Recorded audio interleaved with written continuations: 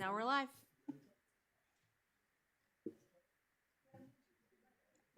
Welcome, everyone. If we could just get ready and stand for the Pledge of Allegiance. I pledge allegiance to the flag of the United States of America and to the republic for which it stands, one nation, under God, indivisible, with liberty and justice for all. Again, thank you for coming. Looks like we have a full house tonight and a pretty full agenda. So we're going to move through signing the payroll this week of September 16th, 2025. We have payroll in the amount of $44,426, payroll taxes in the amount of $11,588, accounts payable in the amount of $88,025, a payment to Swayze in the amount of $275,000. So I will take a motion with regard to the payroll, accounts payable and the payroll. Moved. Second. All in favor? Aye. Aye. And if pass this around for signature. And the consent agenda is next. The consent agenda this week includes the building permits, which have been signed, along with the recreation manifest. Jillian has transcripts from the minutes, which she will be working on and presenting at the next meeting. So that's not included as part of the consent agenda. So if I would accept the motion to approve the consent agenda. Motion. Second. All in favor? Aye. Aye. All right, and I will pass this around as well. Which brings us to our first discussion action item, which is the vacancy in the select board. My understanding is that as of the last meeting, we have one addition to the group of applicants, that being Jeffrey Gardner, in addition to Bob Montegary and Doug Finnan. And my understanding is, and I'll confirm this with you, Mr. Faria, is that you withdrew your letter of intent. Okay. Well, thank you, and appreciate your interest, and thank you for that. So in terms of moving forward with this, I just want to make sure that we have a process in place and we can discuss what that process is. I thought at a minimum we would allow a presentation by each of the applicants, an opportunity for questions by this board, then an opportunity, if this board's willing, for questions from the audience. And I suppose we can also discuss whether or not we want to hear who that individual may be for, or whether or not we just want questions of a particular applicant, sort of like you do on library candidates day. So I'm open to that, and then I thought we would have a discussion, thereafter at the table, and a vote. I'm fine with that. I do think, personally, I think it's important that we hear from the townspeople. They made an effort to come out tonight, so I do think it's important that they speak. Any opinions on whether or not it should be limited to questions or with a voice of support? I would tend, just personally, I think that there should be a time limit. I don't necessarily think that we should have a one way or another how they should speak, but limit it to a certain amount of time, for sure. I know we can't limit anyone, but I think in general, I would prefer that if somebody's going to speak, they're speaking in favor of whoever they would suggest and not in opposition to somebody else. I would agree to that, yeah. Yep. All right. In terms of a limitation, is 3 minutes? Really?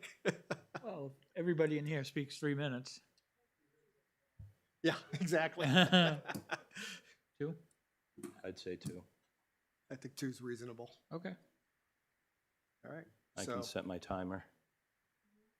Okay. I have a hook. okay. So we, Brought my hook. do we draw lots in terms of who goes first? Alphabetical. Alphabetical, yeah. All right. Let's start with the little kid.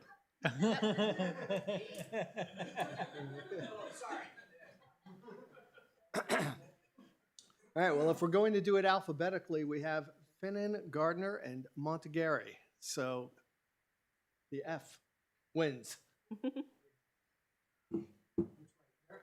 Sure.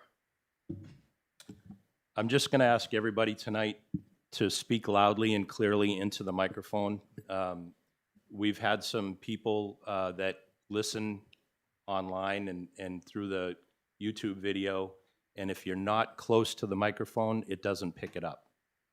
And I also want to say that we did, as a select board, receive a number of emails from people who expressed their support and reasoning, and I'm appreciative of all of that input. I did read all of it, so it is part of the process and the consideration. So thank you for that.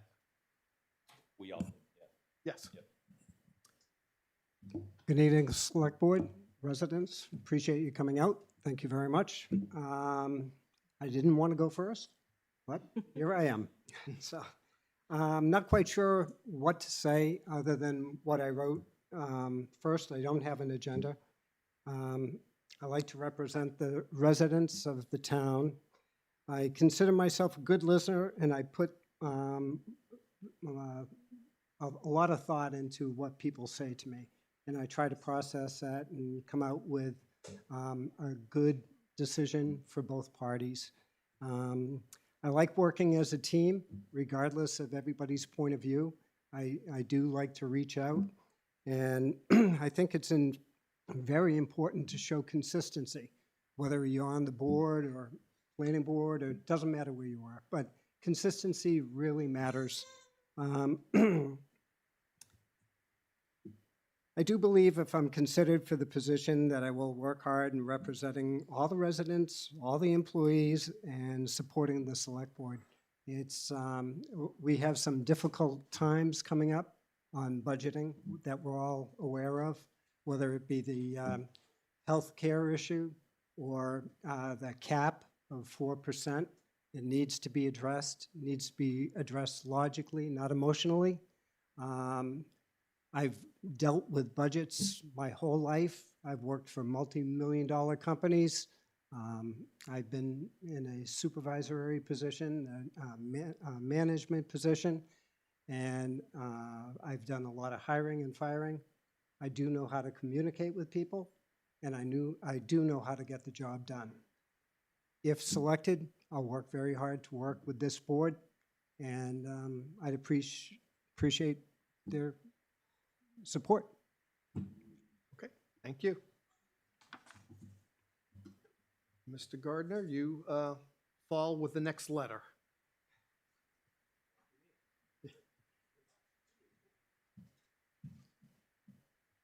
How y'all doing?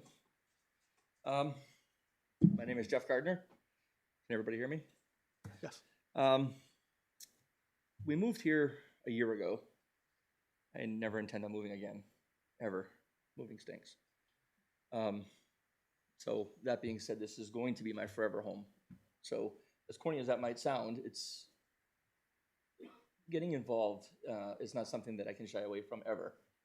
I have a history of getting involved in the old municipality,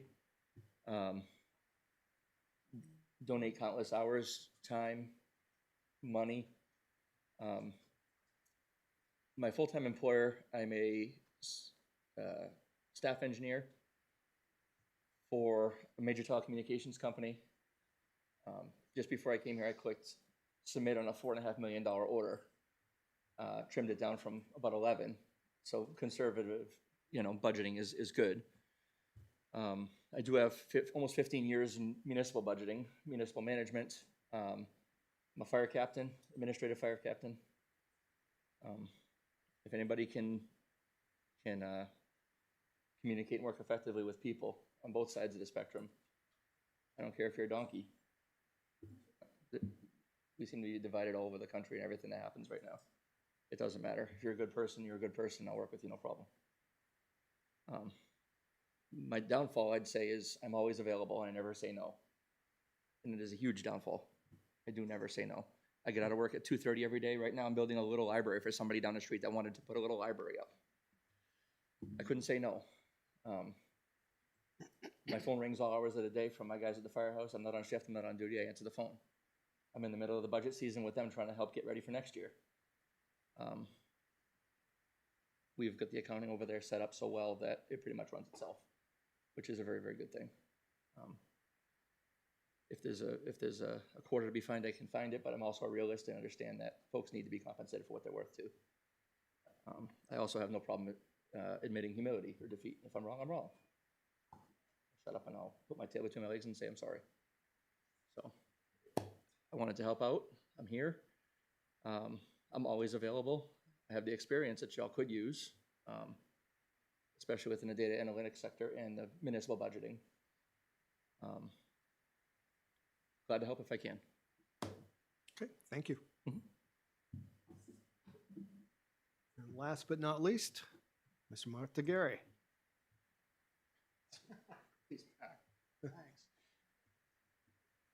I appreciate you guys considering filling this position. It kind of, I guess, sucks that you guys are in this position. So,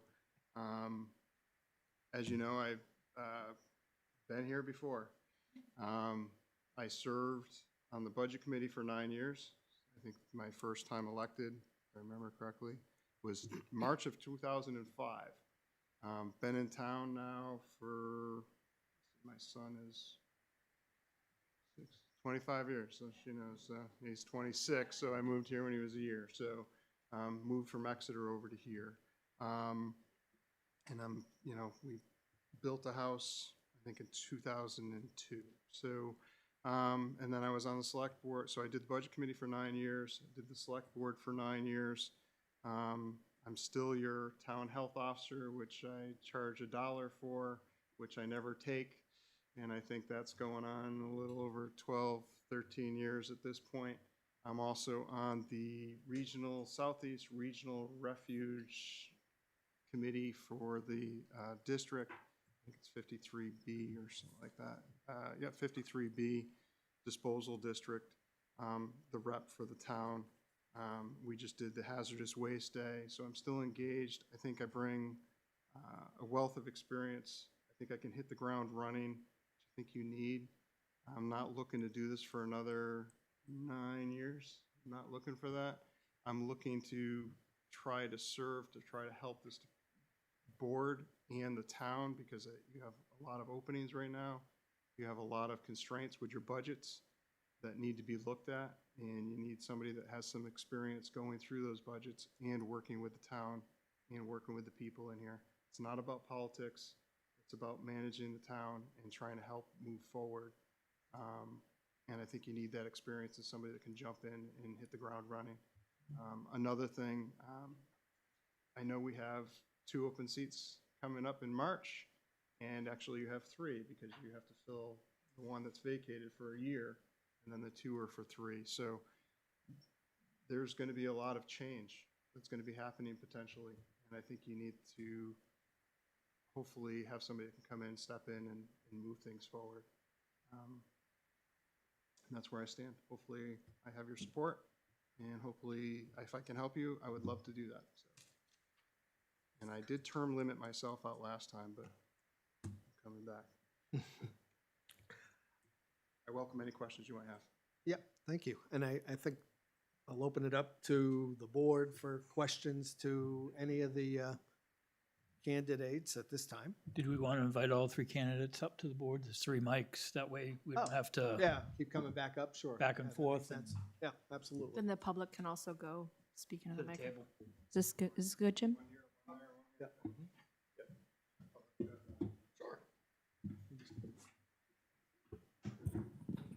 Sure. Put brakes on this thing. I've got the better chair. Do you want to start, Andy? If you want me to start. Absolutely. My first couple questions are for Bob.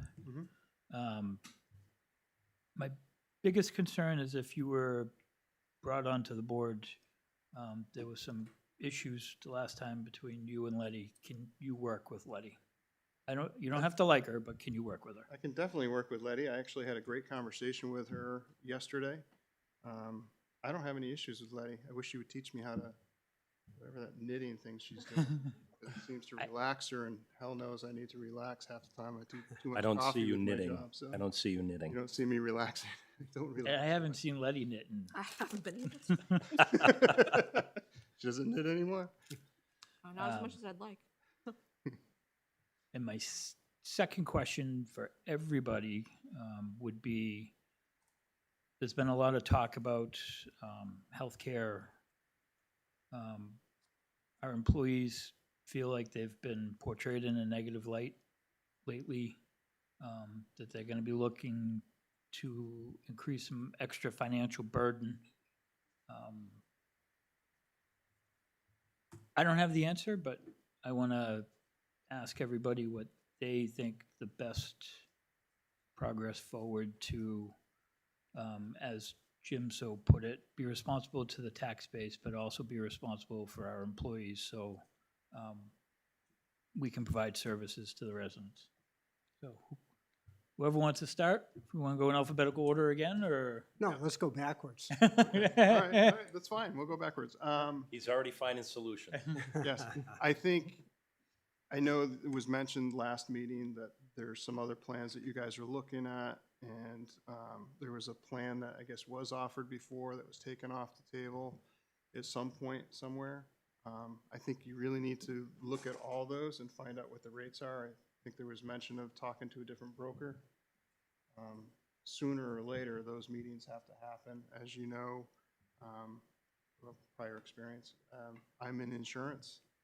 I know how to speak that language, so to speak, and handle claims, because that's what I do, major loss claims. So I understand a lot of the terms and policies and language with that. I think those are things that need to be looked at, and your biggest resource is going to be your employees. So, and we have a lot of open positions that we have to look at too. So we want to be able to embrace people coming in, and you got to be competitive what you're offering. So that's going to be critical, looking at that and making sure we're consistent with other municipalities and districts, and what are they paying? What are we going to be consistent in offering similar coverages to them? Thank you.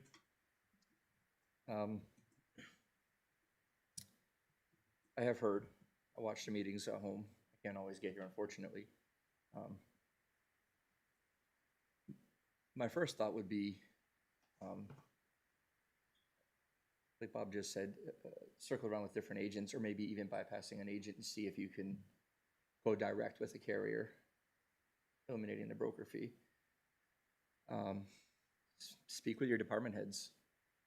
Find out who shares what, who has what employees that are using what coverages. Break it down line item as to what share of responsibility that department has, and work at it fiscally that way backwards. Not necessarily saying take it out of their budget, but implore the department heads to try to help come up with a solution at the same time. There may be some fat that can be trimmed somewhere else to help ease the burden a little bit from both sides. I think that's an excellent idea. The approach is going to be probably very touchy. We've got to get 3 different quotes for everybody to look at a minimum. We've got to accommodate the employees until the end of the year to compensate them for what we're paying now. I think having the information in front of us and having the department heads come forward and speak with the select board and find out what the real needs are, because every demographic's going to be a little different as far as an age bracket goes and what their requirements are. Not everybody's going to need X, Y, Z, but I think it's important that we try to match the best economy policy for that family at a minimum increase, if at all. Go around the table, so why don't you go next, Jim? Yeah, my one question is time. I will be the first to admit that even I'm surprised at the amount of time that this position takes. And I just want to make sure that, you know, each one of you is able to commit the time that's needed. You know, we have a lot of things that are going on, and budget season, you're going to be jumping right into it, and want to make sure that you guys are all understanding of the time and the dedication that's involved in it. We doing the same way, or are we going this way? Why don't you go back? You want to go reverse? backwards? Yeah, reverse. I don't see time being an issue as far as I'm concerned. I'm currently on the Planning Board, Rockingham Planning Commission, Economic Development Committee, which is pending right at the moment. And they all require a certain amount of time. Accessibility is also important to me for anybody who wants to reach out to me and communicate. I can pretty much meet anytime. I must say that in the past 2 weeks, I have been called back to work, not by choice, but I am very loyal to my work, and I make that time for them as well. Minimal, but still important. It's my brother-in-law, and he's a pretty nice guy. But overall, I don't see time being a problem. My expertise in how the select board does it currently is not there.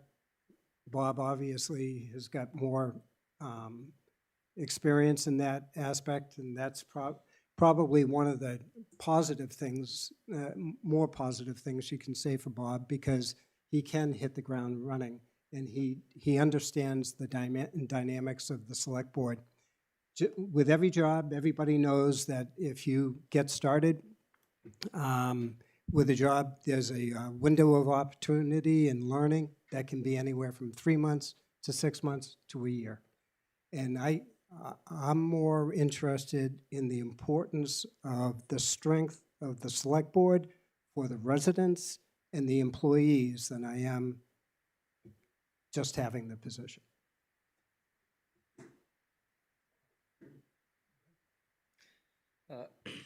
As I mentioned in my glorious opening speech, I have nothing but time, which is going to probably kick me for saying that, but I do work from home primarily, 6 to 2:30 every day. I write script and code for a living, so my computer does my job for me, and I just kind of putt around the house sometimes. So I'm pretty open all day. I get out of work, I'm working in the wood shop at home, so my kids are all grown, gone. I have grandchildren now, so filling in time sometimes is good. Accessible, I think anybody in the room that knows me will tell you that I'm pretty accessible. I have a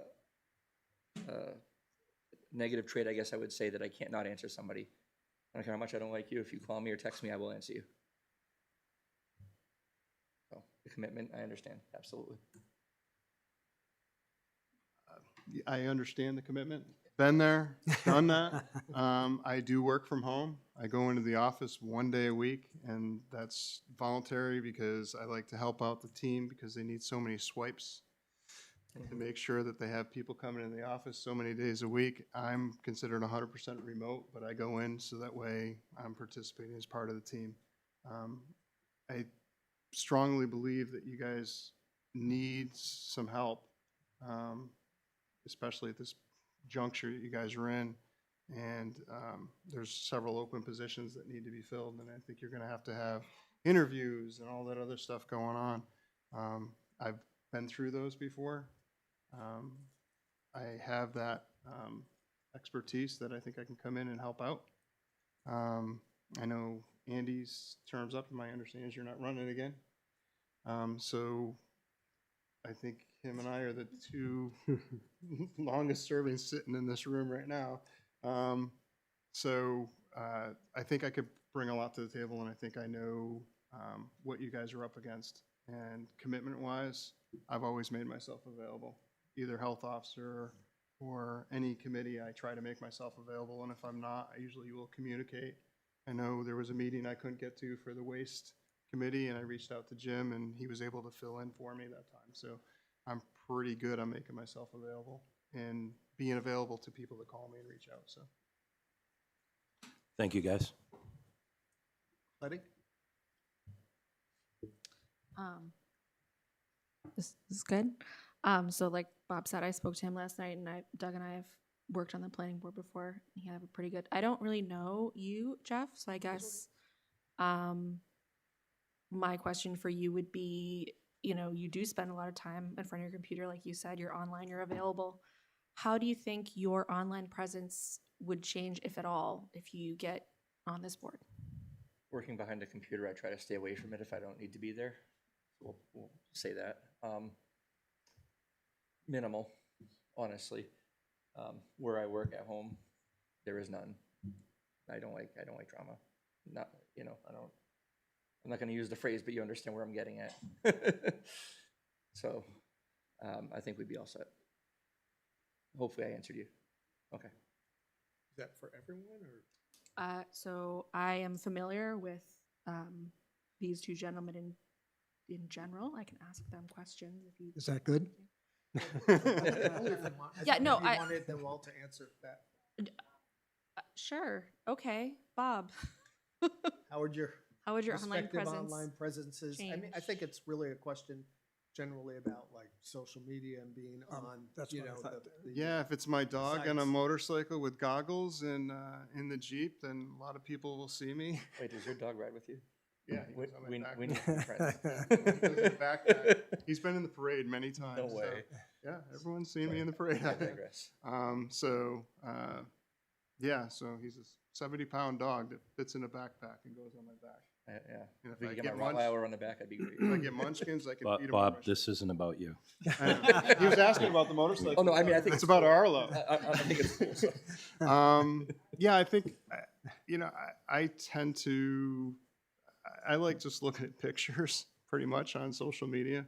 I try to stay out of a lot of the chats and the talks and all that other venomous stuff sometimes that comes up.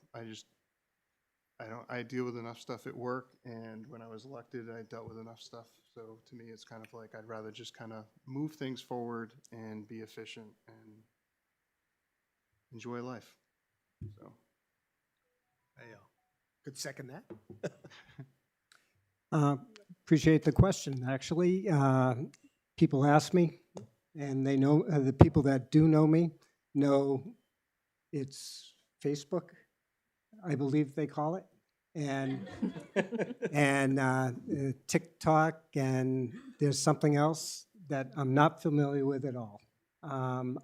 My rule of thumb is that if you've got something to say to me, it's eyeball to eyeball. I'll meet you, or you can meet me. And I need to see your face, your communication, and it tells me a lot as well as it would tell you something. So occasionally, I have to admit, my wife is watching online occasionally, and she'll say, "Oh, did you hear what Bob said?" No. I don't even know what I say. Yeah, right. But for the most part, I do not pay attention to it. As I said, it's eyeball to eyeball, and that's how I communicate. I appreciate that as well. So my question would be, it would be,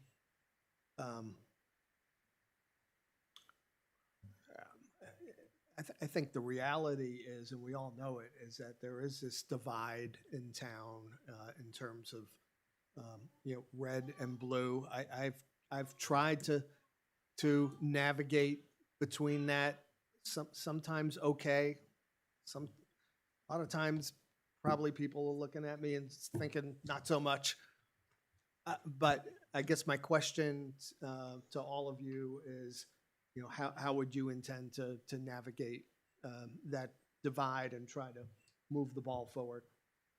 So Which order do Guess you want to we'll- go in?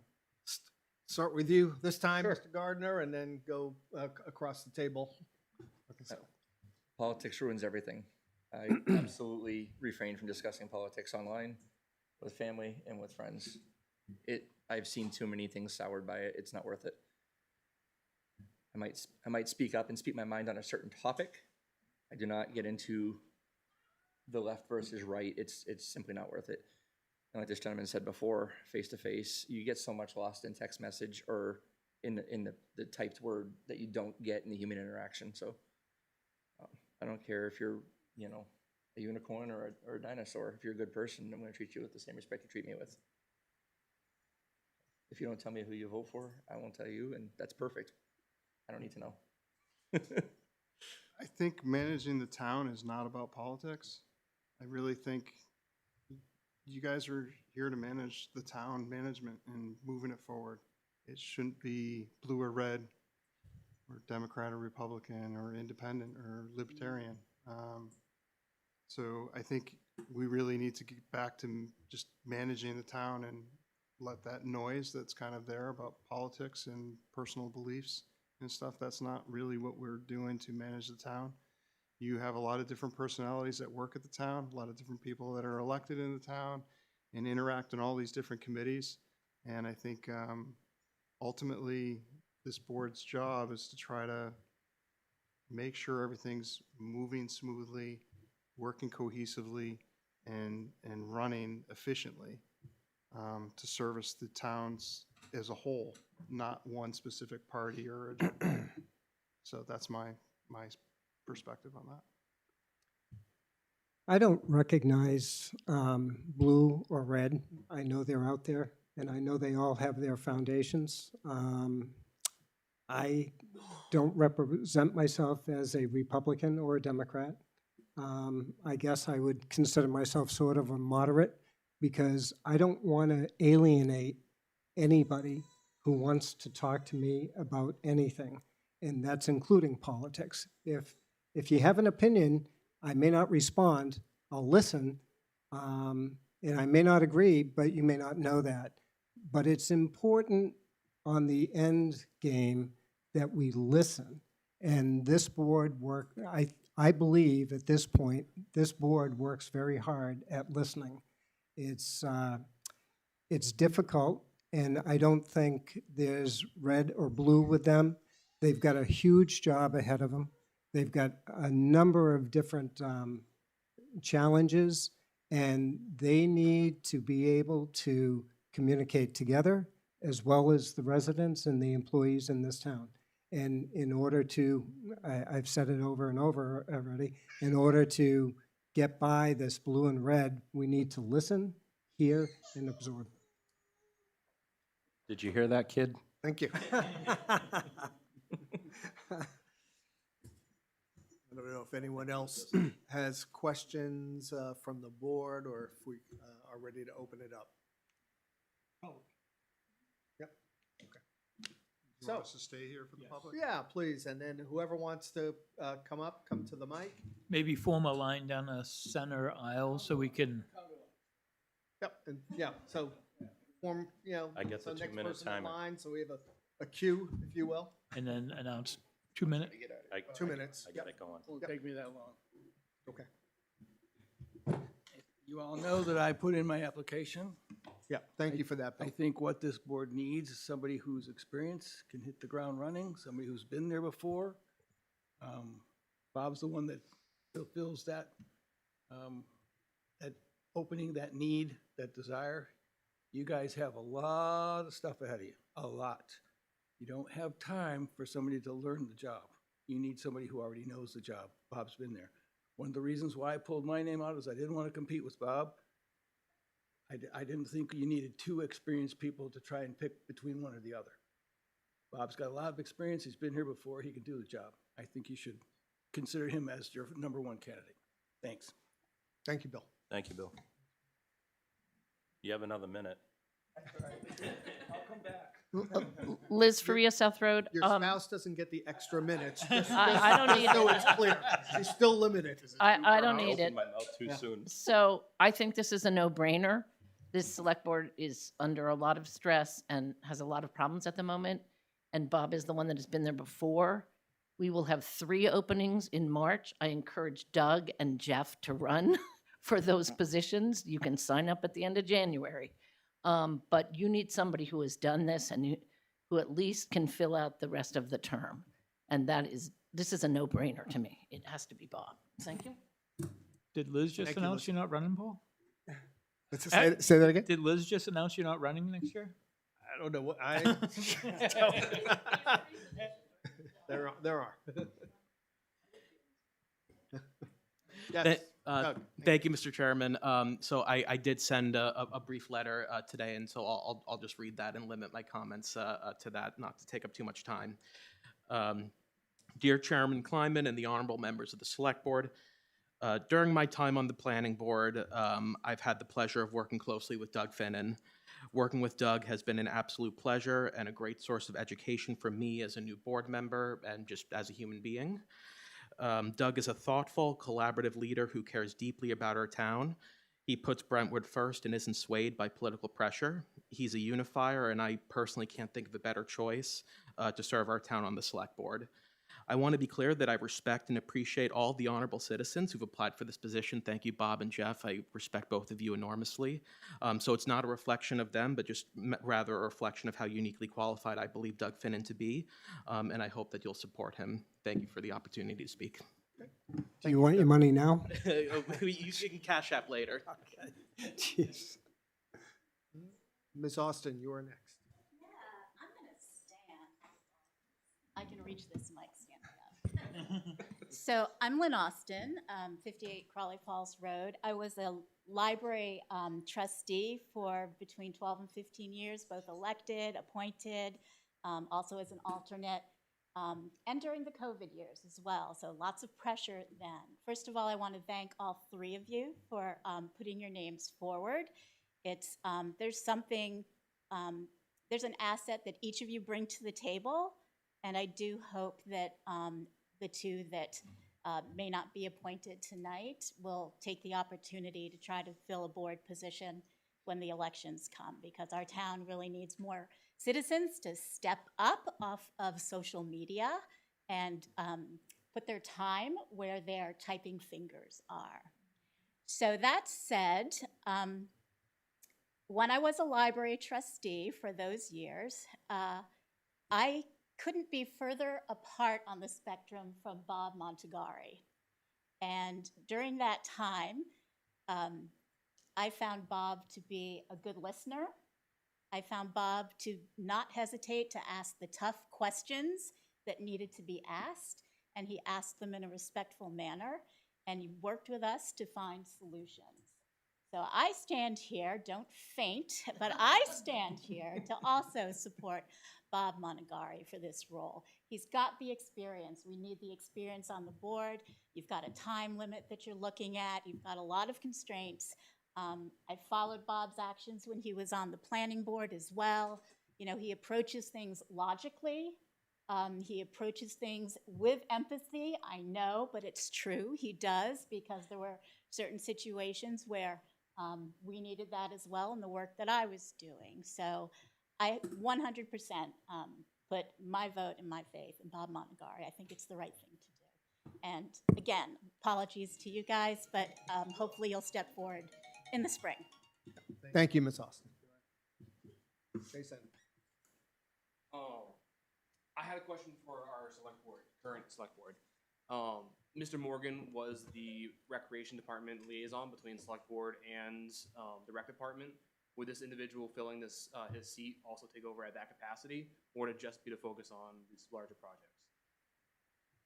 I don't know the answer to that without having a, discussion. I mean, we do need to have a discussion about that connection, with the rec committee. I know, that picks up a little more, in the different seasons, so it hasn't been, discussed as much, but certainly up for discussion to, the five-person board that gets voted in tonight. All right, thank you very much. Yep. I'm also going to stay for convenience. So I just wanted to say that, kudos to everyone for putting your name out. Actually, I can sit down. Never mind. And just your name is. Oh, I'm Kat, Niemirowski Robinson Road. This is Margot. She plus one. What's up, Margot? So I just wanted to come up here because as somebody who's gotten more involved and run for the budget committee, Doug comes to everything. So if we're looking for somebody who's ready to just step into the job, has kept their finger on the pulse, knows what's going on, he's been paying attention. He comes to even like the site walks. So just in terms of somebody who has been there, knows, what's up in the different departments, the health care situation that we're going through right now, I strongly would encourage you to support Doug. Thank you. Thank you. We didn't hear from Margot. You've been hearing from her the whole time. I don't blame her. Welcome, Betsy. Hi, Betsy Ibbotson, Scrabble Road. I support Doug 100%. I've talked to Doug a number of times. Bob, I don't really know you too well, and Jeff, I don't know you at all. I'm sure you guys would do a great job, but right now we need somebody that's going to bring people together, and I really feel like Doug is the person that's going to do that. Talked to him about a number of things. I know goes to a lot of meetings, like Kat mentioned. He's always one of the first ones to raise his hands and volunteer, and he did run for this position at the last election and didn't win. So hopefully he can be nominated or given this position and can run again in March. Thank you. Thank you. Thank you.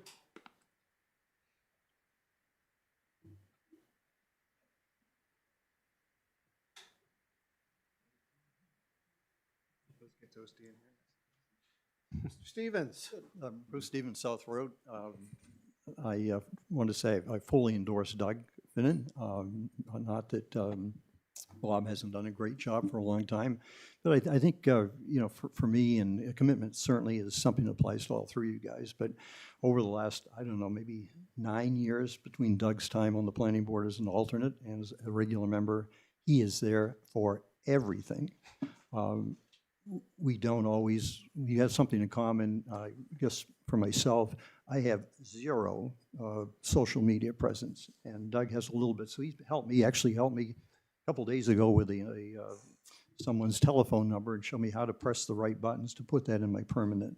That was a text. That was a big text. one. That was a very big one. I don't even think that's social media, Bruce. But Well, it's okay, but that's even one tier below that. But in all seriousness, he's been there. He's there all the time. We don't always agree on things, and we, as Paul, sometimes when you were on the board, we don't all agree, but we always come to a conclusion. And commitment is something I've seen, and I've just seen Doug take copious notes, no matter what group he's there before or listening to. And that just says a lot. When you see somebody show up all of the time, you see them put their time in, or do their homework. To me, that, I think to a lot of us, that means a lot. So there's quite a lot of different political perspectives here, but that really isn't what this office is about. And I think a lot of us agree, and that's why I want to support Doug in this venture. But I do respect everybody that shows up. Thank you. Yep, thank you.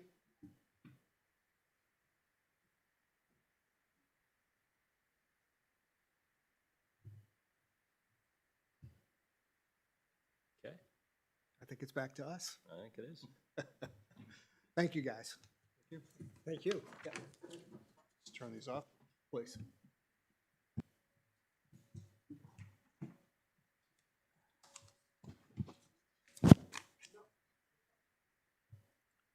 I would open it up for comment from whomever wants to make comment.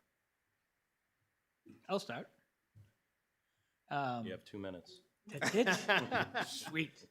I think this is gonna be one of the most difficult decisions since the newsletter. It's probably some of the most mail I've gotten since the newsletter. Doug thinks like me. He's kind of open, kind of sees both sides. Bob's got the experience. Besides Jeff being my neighbor, I've never talked to him but he sounds like he could bring the town a lot of good information, some new ideas. But whatever happens tonight, I would like to see something and have everybody a unanimous decision on the person we choose. We've been stuck in the mud. Not necessarily our fault. We've been dealt a really bad hand this year. And we can't get out of our own way. But I'd like to try to, tonight, be a turning point and try to unanimously choose who sits in that seat for the next 6 months. I talked to Doug today, he said, because of that, I would probably go with Bob, just for his experience. And for the fact that in my math, he was the one that, I didn't want to see this come down to a 2-2 tie, and us not go anywhere. And Doug understood that, because I think, like everybody said, Bob can hit the road running, and has the experience. And my biggest concern was his financial frugalness in regards to our employees, and his relationship with Letty, which seems to have worked itself out. I'll go next. I'd like to thank all three applicants. I have spoken to each one of them individually, and I agree with Andy that each one of them would bring their own uniqueness to the board, and I think that they would all do a very good job. I will also agree with Andy that my support, as all three candidates know, is going to go to Bob. I think you just can't substitute his experience. He's got 9 years on budget committee and 9 years in the select board, and relatively speaking, we're a young board and we need that experience, and I don't think there's any substitution for it. Again, I think all three candidates would do a great job, but I am going to support Bob tonight. Letty, you're next if you like.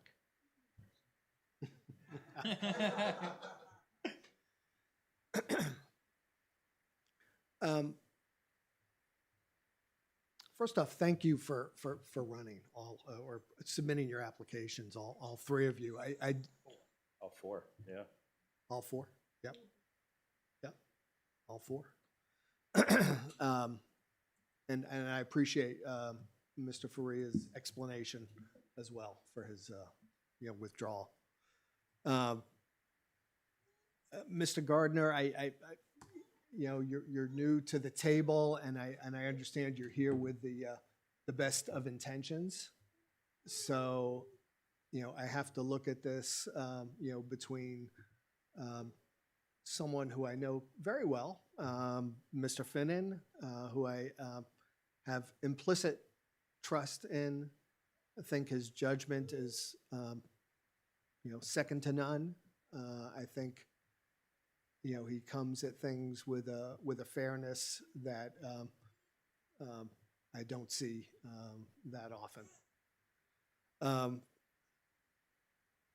Bob Montegari, I know not nearly as well, but I know from experience has done, a great job for this town and is much appreciated for what he's done. But I am cognizant of the contention that we've had here, on this board, and how we have been stuck in the mud. I fully take, and assume, my role and responsibility for that. I want that to to move forward. And, I've always tried to move that ball forward. So, I think I agree with what Andy said, that having, a consensus here tonight will be very important to move this ball forward in in an appropriate manner for both this board and the town and the residents. So I want there to be consensus if that is possible.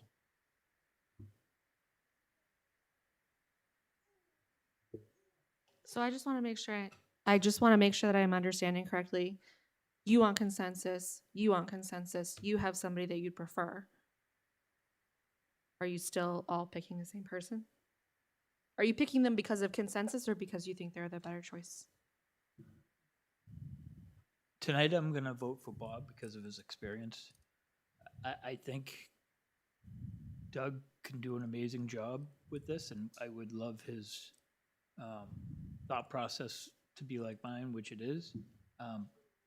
But the problem is we don't have the time for him to learn the job. Yes, and he will even admit that there's a learning curve. Like you found out your first time, and Jim's still learning. I'm still learning. So, my biggest reason for Bob is because he's been here, done that. Mhm. And if you're asking me that question, I'll be perfectly honest. I came here tonight, set to vote for Mr. Finnan because of all the things that I just said. But I want this board to work it out, if that's possible. I want there to be consensus. I think we've had so much contention on this board and an inability to, as Andy has said, get out of the mud, that to me, that is the most important thing for this board to do. But I did come to this meeting tonight set to vote for Mr. Finn. I'll be perfectly honest about that. Okay. So you have the last word, because that's how you wanted it. So if you really want me to say what I'm thinking right now, I think it's hilarious that y'all are talking about unity when no one asked me how I was going to vote. And apparently we're all worried about some sort of difference of agreement. Well, no, we did ask you. You had a chance. No. I'm talking about this plan that we should all vote the same way. There was no plan, Letty. There was no plan. Actually, my thought was that Paul was going to vote for Bob, and that's why I said it was going to be a 2-2 split. But that was So had but that would mean that you think that I was not going to vote for Bob, and you had no reason to think that. I did because what I said publicly that you two didn't. But you could have asked me. But I didn't ask anybody. Yeah, I had no conversation with Andy. Yeah. Okay. I make the motion Motion for what? to pick Bob. Okay, I'll second that. I don't even know if it was, a motion was necessary or just a A vote? motion is necessary Motion is to necessary? vote. Okay, well, why don't we move to vote? I made the motion. Second. All right, so we'll start with your vote, Aye. or vote, were you voting for? No. I made a motion for Bob Montague to be appointed to the board. Aye. Okay, Yeah. all right. Aye. Abstain. Letty, I thought we were just talking about consensus. I just told you I was going to vote for Bob. I'm literally, She can abstain. I can abstain. It's not going to hurt anything. Okay. I will vote aye. So the vote carries 3-0. And Well, we still have to vote. We just no, voted. we Okay. did. We just All right, voted. Okay. Can the Yeah, so- deputy town clerk swear Mr. Montague in and Yes.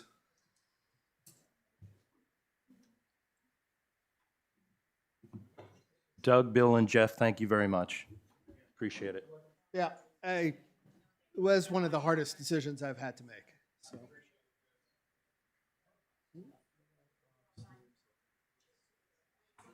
Did we sign the paper?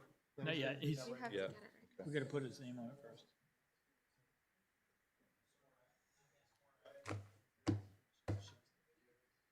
Huh? Sure, Yeah, please. right here, Yeah. Can- sure. This one.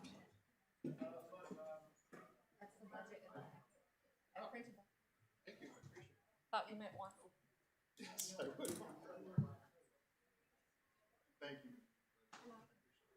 You're welcome.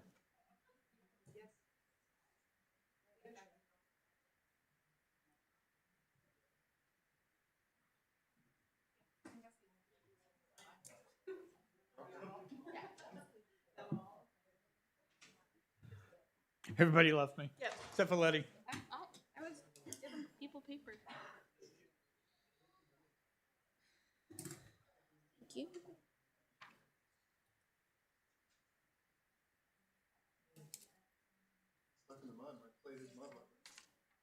I know.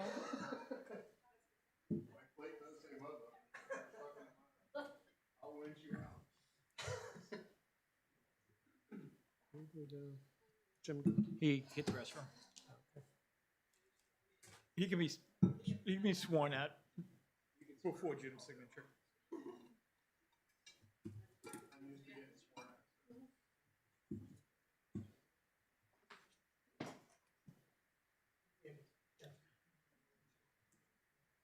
Bob.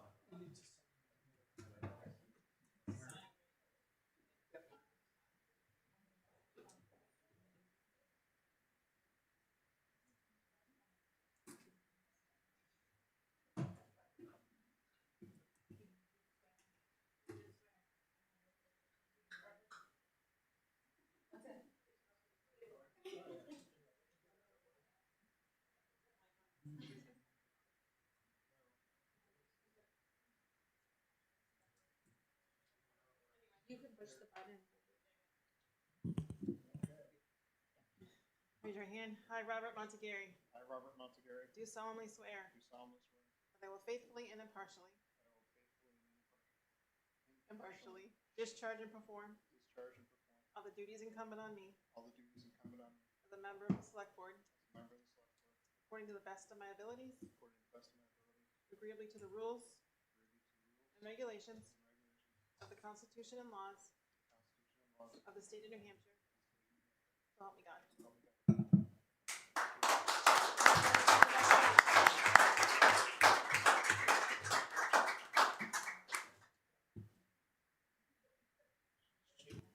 Wish that she turned to me and said,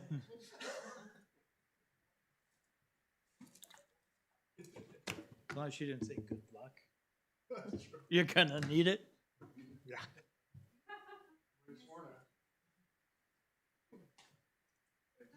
Welcome. Thank you. Want to know if we can save money, just don't have the old nameplate. I do have the name plate. Okay. You have the holder? I sure do. All right, so next on the agenda, with the full board, is Mr. Lean from KRT to discuss reevaluation. Come on up.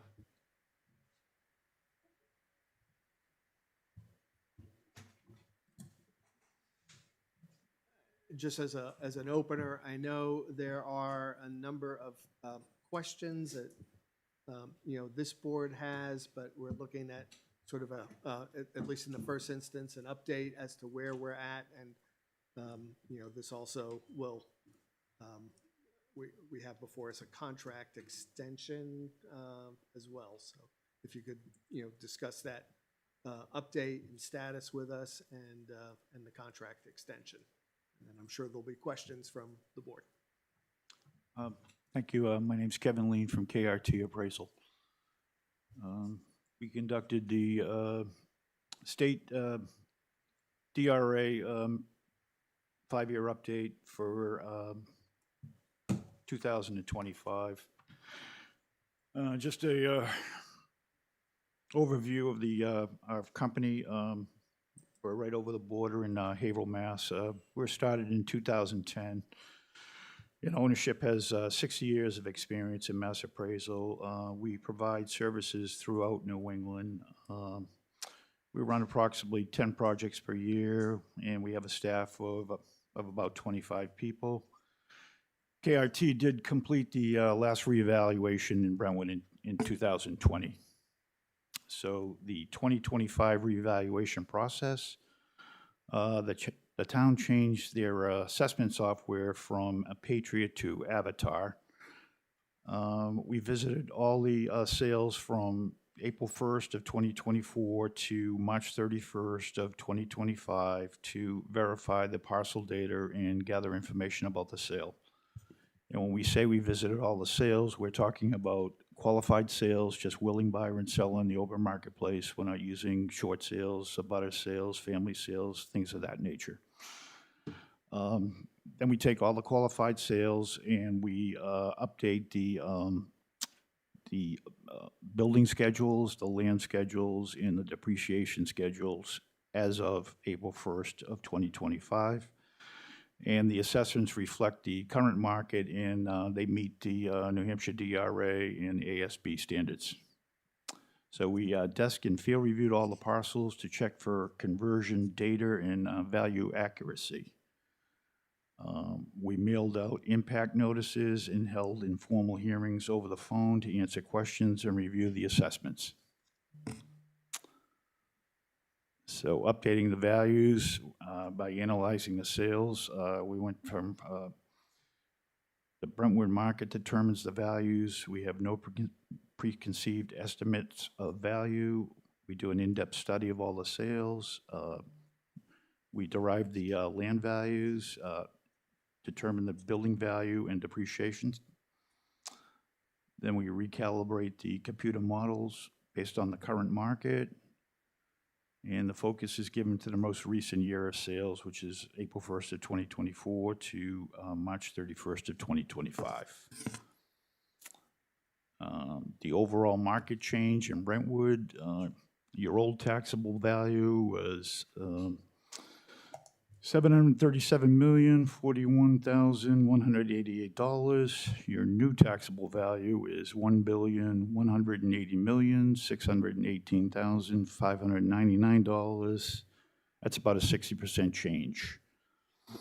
Your old ratio, which really means your assessed to market value, had fallen to 63% of market value. So your new value as of April 1st of 2025 is at 100% of market value. So in essence, the real estate market in Brentwood has increased about 60% since the last revaluation in 2020.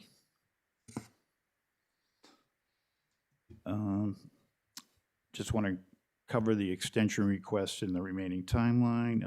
KRT did request a two-week extension from us. September 12th to September 26th. This request is a result of the conversion and the extra time and resources needed to update the new computer model and avatar and to verify all the converted data. We also experienced many remote access issues, which delayed the project timeline. The final hearing notices are expected to go out by the end of this week. The only remaining item to be completed is the use PAP manual, which is essentially an appraisal of the town. And we need to send that to the DRA by the end of October. Do you have any questions?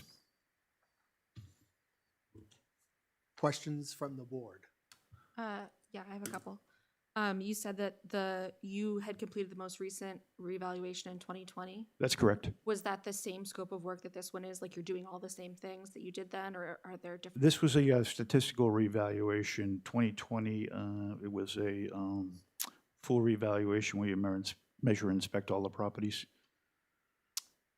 So you're saying that that doesn't happen this time? No, in the statistical revaluation, you measure and inspect all the sale properties, but you just review all the other properties. That's the scope of the...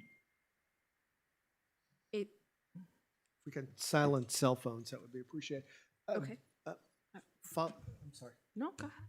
No, I was going to follow up on Go ahead.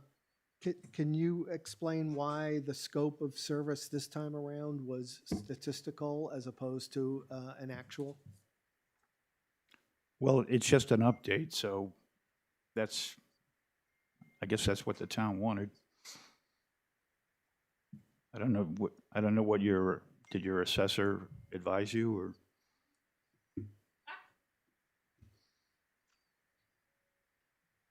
Go ahead, Andy. How often does the DRA allow you to do a statistical rather than a complete measure? And It's every 5 years, although some communities, they do an update every year now because the market moves so fast, but generally you do a full reevaluation and then you do a statistical update. So is that, I think the question is that routine to do a statistical update 5 years after the original one? It depends on what a municipality is requiring.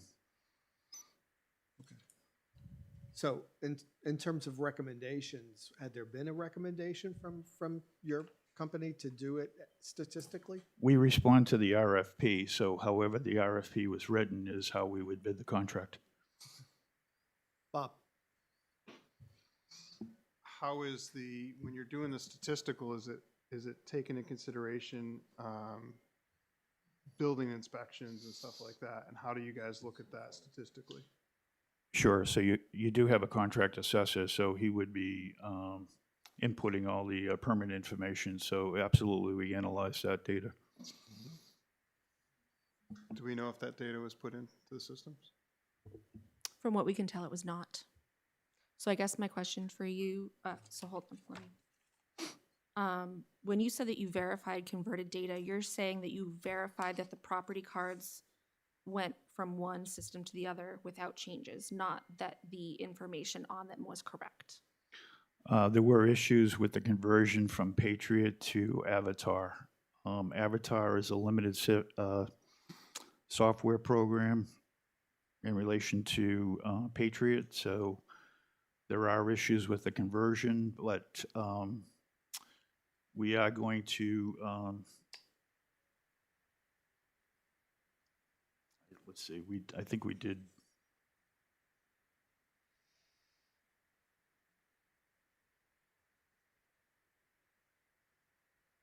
I think we are going to address those issues in the coming year. So I just want to be, because I'm not sure if I explained my question correctly. I'm not asking if there were issues with the conversion. I'm asking if you were assuming that the property cards in Patriot were accurate when you were doing all of these things. Yeah, we did the revaluation 5 years ago. So if it wasn't accurate, then was that something that got missed last time? Or how, I guess that's what we're trying to figure out, is how that information is not correct. Well, we did the revaluation in 2020, so the data, the data was fine. No issues there. The New Hampshire DRA conducts their own study, so after we did the revaluation, they spot checked the data, and we did pass. Okay. Two other things. One, you had mentioned the 60% increase from 737 to 1.1. Is that for residential only, or is that residential and commercial? I'm not I don't have the actual increase in the commercial, but we could certainly get that information. Is that a total, or is there more to that, I guess is my question. I'm not sure what percentage increase the commercial was, but overall. Overall, it was 60 though. The town, yes. Okay. And then the other question that I had was, in the contract that we signed with you, there is a section about on-site measurement and inspections of all properties. Are you saying that that is not actually all properties in town and just a subset of properties? Can you say that again? Yes. Am I? Yes. So in the contract that we have with you, it says that there's a data collection portion that's supposed to happen, and it sounds kind of like what you were describing as a full mathematical. And I guess I just wanted clarity if that is for all of the properties in town or just the ones that you used for your statistical analysis. I guess it will be for all the properties. I don't have the contract right in front of me. Okay. So I haven't read it, honestly. No, that's okay. And I recognize that you probably didn't even write this contract or sign it, but there's a, and we can give you a copy, there's a section that says KRT will verify all information on the property record card. This includes all construction detail, sketch measurements, Oh, yeah, we reviewed all that data. you reviewed this data for all of the properties in town. Yeah, that's the task at hand. Individually, each parcel card. You're sorry, Whose cell phone is that? Please silence your cell phone. and maybe this is maybe I'm not asking the question correctly. So KRT went out to every single property in town and verified that what the property card said was accurate with reality? Yeah, we do a field review, so you review the data. So did that already happen or is that going to happen? That already happened. They only reviewed sales. That's why I was asking that. No, I we felt like I was asking. Excuse me, we inspected. When you do a revaluation, New Hampshire DRA, they require you to measure and inspect all the sale properties. Right, I'm not asking about sale properties, I'm asking about all. Right, and then the other properties we just review. But you review the property card against reality. That's correct, yeah. That's what field review is. You want to verify that the data is correct. Okay, so I just want to be clear that you did that with all properties in town currently. That's correct. Okay. I'm not gonna, I'm done with. I'm gonna just bring this up because I called KRT and had a discussion with them on my assessment. Because I was curious, how many bathrooms do you think I have? How much square footage are you looking at? Best part about me is I can laser measure my entire house and put it into an estimating system and tell you exact square footage. It's been the same, it hasn't changed since 2025, or since 2005 when I finished off my third floor. And when I called, the square footage was higher, what you guys had, than what it actually is. And it actually added a bathroom that I didn't know I had. So if that happened to just one, what's your percentage of error? Because you said there was a problem with the conversion from Patriot to the new system.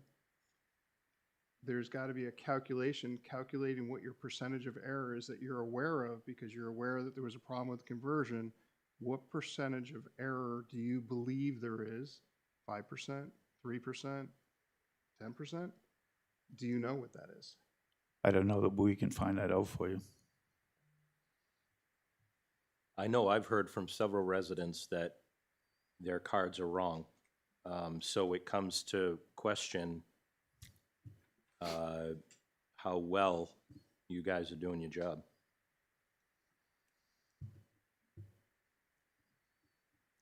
Well, we work on all three systems, so we have experience with all three systems. And we also did the town. We did the town in 2020, so there haven't been any issues in the last 5 years. I mean, we had 15 BTLA cases. I did all 15 BTLA cases in 2021. We resolved those, and there haven't been any issues with the data. How many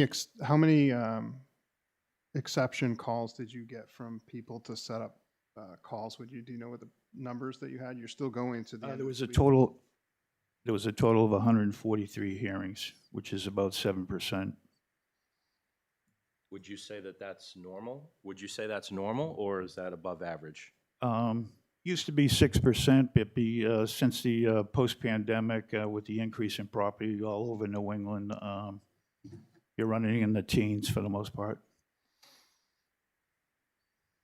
And are you able to give some sort of like statistical results on the resolution of those? Resolution of what? those calls?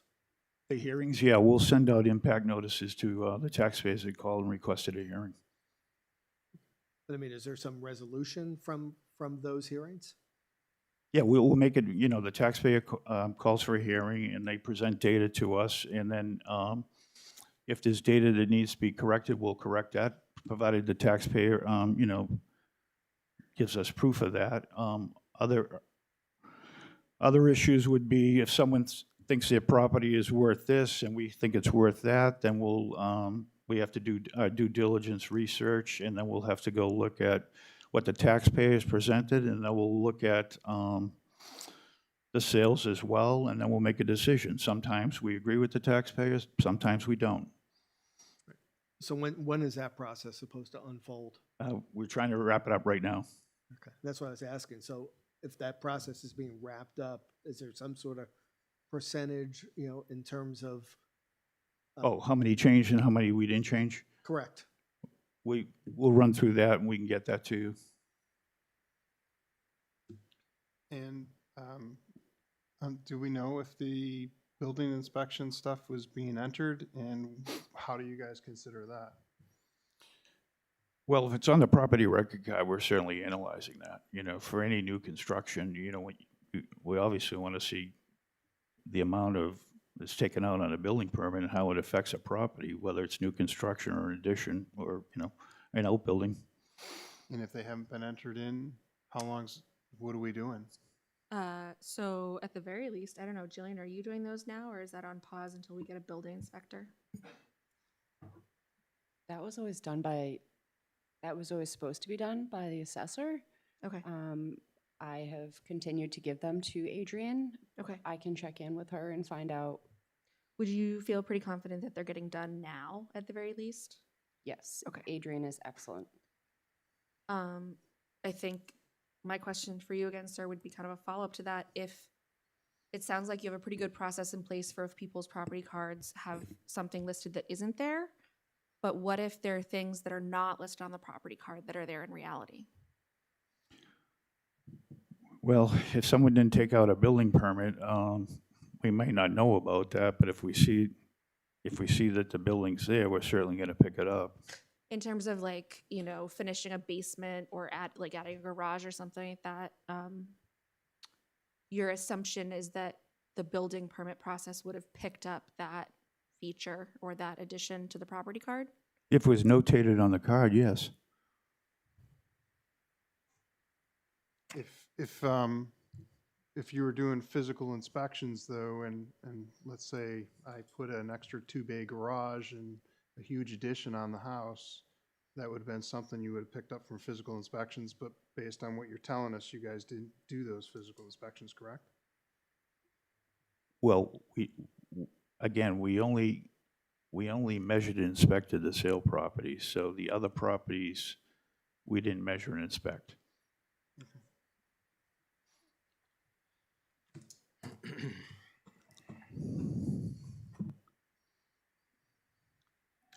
Any other questions from the board? I think the issue Letty's trying to portray is the copy of the contract she has says that they're gonna measure and inspect all properties. So I think we need a determination from KRT whether they were, obviously the gentleman in front of us is not familiar with the contract and can't tell us Yeah. what that says, but if we paid to have every house measured and inspected, and that's not what we got, then we have a problem. So Actually, I think what it is because of the delay with the conversion, we're gonna start the data collection this winter, and then we'll finish it up in the spring. when you say data collection, what do you mean by that? Measure and inspect all the properties in town. You're going to do that in the winter when there's snow on the ground and all that. And I'm just speaking devil's advocate here. We're getting our rate set for the taxpayers in October, but you aren't confirming or validating anything until the winter. So therefore, if the data's incorrect in getting measured, it's still incorrect with what we're gonna have from 5 years from now, because until you guys correct it, correct? Well, as I said before, we did the reevaluation in 2020, and there weren't any issues with the data. So nobody said anything about the data. There's issues with the conversion, because when you go from Patriot, a more sophisticated system, to Avatar, there were delays in, scrubbing the data. So we are gonna, correct that, but, I forget how many parcels are in town. Is there like 3,300 parcels maybe? I'm not sure, so. We have 1,900 homes. Yeah. We have like 1,900 homes, and then you have commercial, so. My only concern is I know if the information wasn't getting put in, so no information, bad information in, bad information out. Well, I wouldn't say it's bad information, because we had good information all along. There's been no issues with the data. I think that we just, and maybe this is where we're kind of speaking across each other. The thing that I keep asking, and maybe I'm just asking it incorrectly, is I'm telling you that the Patriot property cards were wrong. So whether or not your conversion from Patriot to Avatar was accurate isn't really the looming question. It's that it looks like many of the property cards from Patriot were missing information. Well, the assessor never brought it to our attention after we did the 2020 revaluation. That assessor's not here anymore, and they're probably not updated because that assessor was supposed to be doing it and wasn't. I don't know. I wasn't here either. The assessor that we have now is not the assessor we had then. And again, I can tell you for myself that even in 2020, my property card was wrong. The other. Right, so did you request a hearing, and did we fix it at the informal hearing level? So I think part of the problem is that a lot of people don't have a good understanding of what those hearings are for.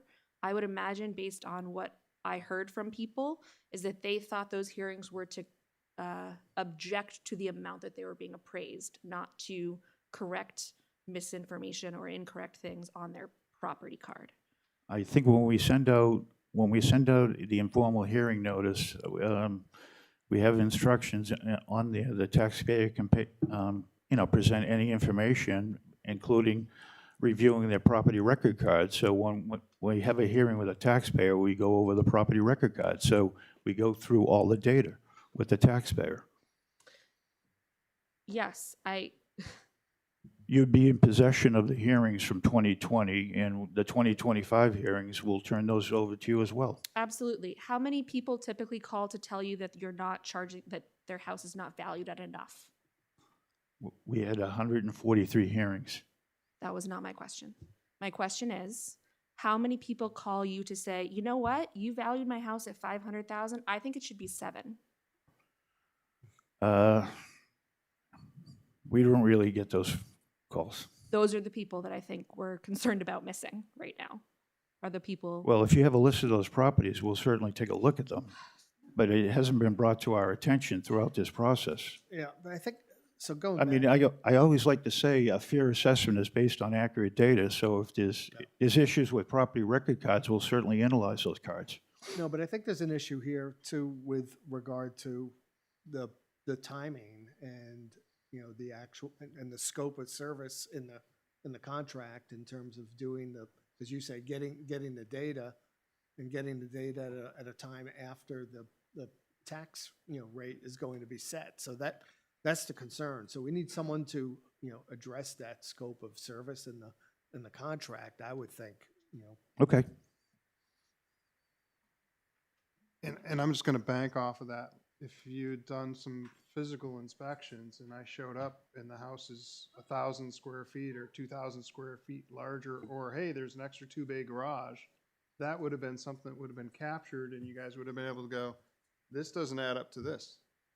And it would have been measured, but it doesn't sound like there was physical inspections done at this point, correct? Just the sales. Just the sales. Just the sales for the statistical update. I don't know, who did you just print this for fun, or was this for somebody else and I stole it? Okay. Jillian, just because this is what I was wondering, in terms of how many permits we've had. So in 2025, over 324 so far.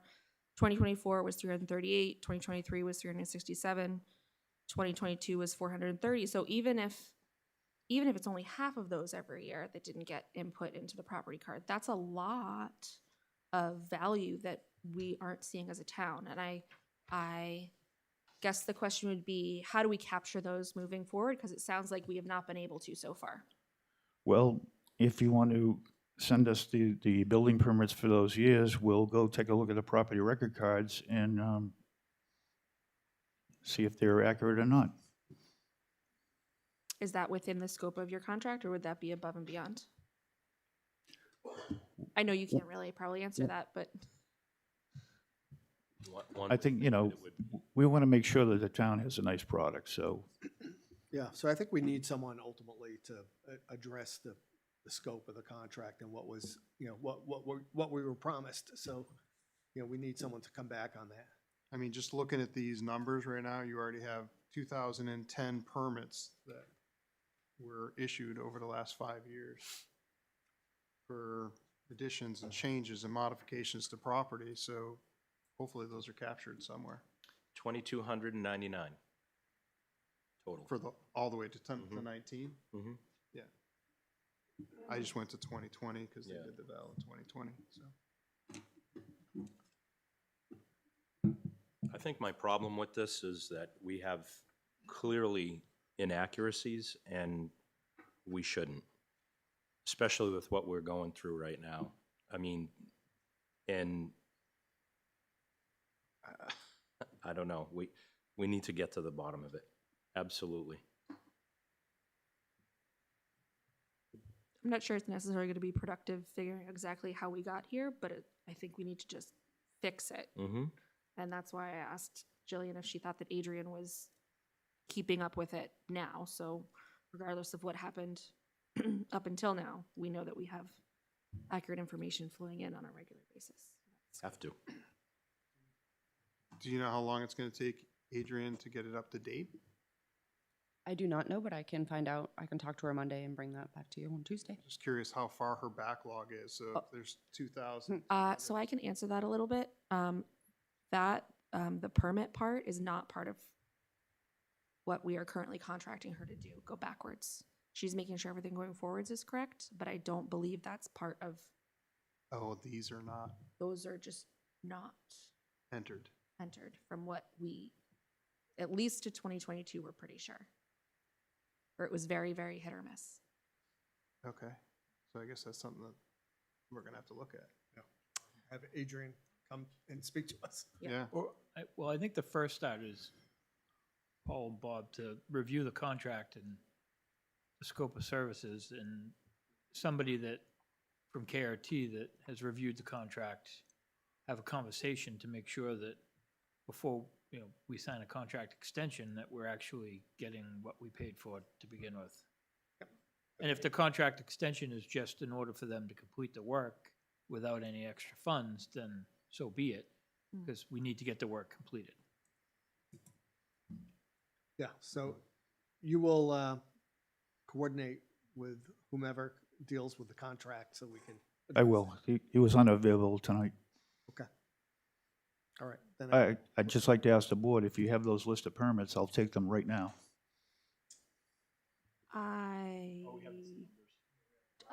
We could probably print a report, but not today. Not Or can you email them to us tomorrow morning? Yeah. What address? What email address? Do you want me to send them to Rob? Yeah, yes, please. Okay. Thank you. I think we've probably covered as much ground as we can cover at this point. Thank you. Oh, sorry.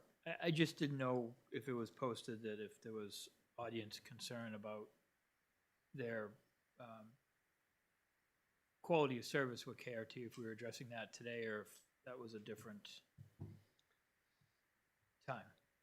I mean, we can put that on for when Okay. the contract person comes back, but you know, if someone has any comment with regard to that now, I'm certainly willing to entertain it. Or they could always email us if someone's not here and would like to say something, they can also just email us, but people that are here. I do have one question. Is, with the contract extension, did you come here tonight to ask for additional funding or just an extension in time? No, the board wanted us to come tonight and explain the revaluation process and what happened with the contract extension.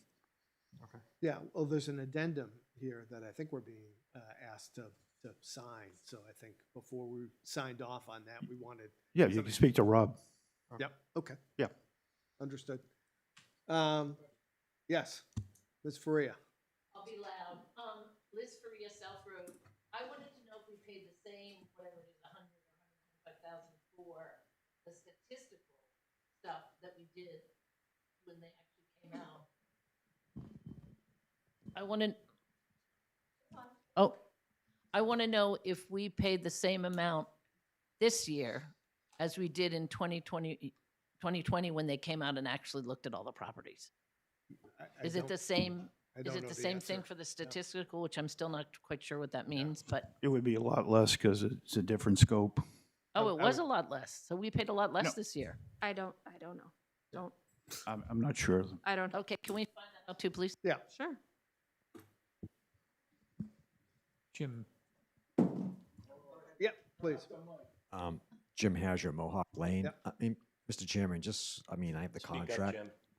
I have the contract. It says, the title of the contract is Full Statistical Reevaluation Contract. And that Letty, I think she's right on asking the questions. I'm not sure why we have someone here from the company that we're paying $155,000 to and he doesn't know the contract.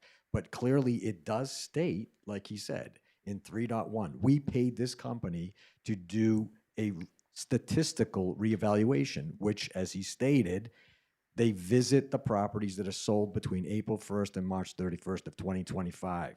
So they didn't come to my house because I bought it 7 years ago, and then they do a statistical, mathematical analysis to come up with all of the other valuations. I think where the confusion is coming from is that if you look in the very end of this contract, there's a section that just says, it's section 9, data collection post revaluation. For whatever reason, we decided to pay them to go to every house in town to do data collection, to update property records, property cards. But this has nothing to do with our tax reevaluation for this year. As you're all coming up with, it's too late. So I guess I'm not sure why the gentleman from the company doesn't answer the question clearly for Letty. But clearly, we paid this company $155,000 to do a statistical reevaluation, not go to every house to do the valuation. But we are paying them to go to every house next year to update data records cards. So I'm trying to explain. Well, that's, and again, I think it sounds like the guy who deals with contracts isn't here, right? In terms of the scope of service? That's correct. Okay. So again, I think part of the confusion I've seen spoken here on the streets, on my wife's Facebook, because I don't look at Facebook. But anyways, is people are concerned that their properties have gone from, A to B, but no one came to my house. Well, the reason why they didn't come to your house is because unless it was sold in the last year, they're not coming to your house. And when they do come to your house next year, it's not to do your taxes for this year. It's to just update the property card, probably so that when they do, I don't know, the next reval, it's based on those property cards. But so hopefully, Mr. Chairman, I'm just trying to explain that's what's in the contract that was signed by this board. I believe it was March 4th of 2025. Thank you. Mr. Burlow. Battery's dead. Jim Burlow, Scrabble Road. Every 5 years per RSA law, we are supposed to do a total revaluation, including market analysis, but also physical inspection. If the last one was done in 2020, we are officially screwed because we have not done one in 2025 if there's not been a physical inspection every 5 years per RSA law. So I'm very confused. I know the contract says one thing, but the contract should not be part and parcel of what we accept because it is essentially breaking RSA law if we sign a contract in the 5th year that says we're just going to do a statistical analysis. Mr. Lean, can you comment on the statutory requirement? No New Hampshire community does a full measuring list every 5 years. You're not required to by New Hampshire DRA. You ideally would do a full measuring list every 10 years, but some communities, for a long time, they never did any. I mean, that's what, the state ed thing was all about. But typically you do a statistical update. I live in Hampton, we did a reevaluation, 5 years ago, 3 years ago, they did an update because the values are moving so fast. But they're not going to go out and measure all the properties in 2 years because, they have the data. No, I think the question, though, is whether or not there's a statutory requirement that you're aware of. No. 5 years. Okay. I mean, you're required to update the values every 5 years. Some communities do it more often. Yep. Understood. I think Doug has a question. Mr. Finnan. Good evening. Mr. Lean, you made mention that there was a 60% increase in the reval for Brentwood on average. Through my investigating, actually, I spoke to Paul, who works at KRT. When we went through it, he made mention that it was a 69% average. Not that that's significant, but Bob had asked about an error factor. And between 60 and 69, that's at least 9%, just in communication. When we went through my property card, there were 3 inconsistencies in the property card, as well as the fact that I had pulled a building permit and that was not listed on the card. The gentleman I spoke to had made mention that there will be a physical inspection of all properties in Brentwood by the end of the year. Is that correct? I'll have to talk to Rob about that, but, we'll see. He's more familiar with that than I am. Okay, we'll have Rob, I presume, come back. Yeah, we'll talk to Rob. Okay. Andy, did you have something? So the law is RSA 75:A dash, RSA 75:8-A. The assessor and/or selectman shall reappraise all real estate within the municipality so that the assessments are at full and true value at least as often as every 5th year. It does not state anything that it has to be measured and inspected, just that the property is brought to current market rate. Okay. I appreciate the clarification. Thank you. Okay, thank you. Thank you. Jim's got another question. Just one thing. Yep. If you would like to consult with your legal representation on revaluation regarding every 5 years, the implication is that a 5th year revaluation, I know the RSA law is pseudo-arbitrary, what you just read. However, municipalities have interpreted that as a physical inspection every 5 years with adjustments made in the years between, which is why the 5th year revaluation is so much more money than the intermediate years of revaluation. If you could just check with your legal in the state of New Hampshire on exactly what a 5th year revaluation truly means. I mean, that's something we can. Otherwise, you could just sit there and do computer smooge to it, and we would never have to pay $150,000 every 5 years. We could certainly to make this ask happen. NHMA on that, Jim, and I'm sure they have an answer. I mean, again, if it isn't set, I wouldn't call a statute, as a lawyer, I wouldn't call a statute pseudo-arbitrary. I mean, to the extent it doesn't, require that in the statute, that I think suggests. If that's the case, we save a ton of money every 5 years. It's a quick answer the DRA can give us. Yep.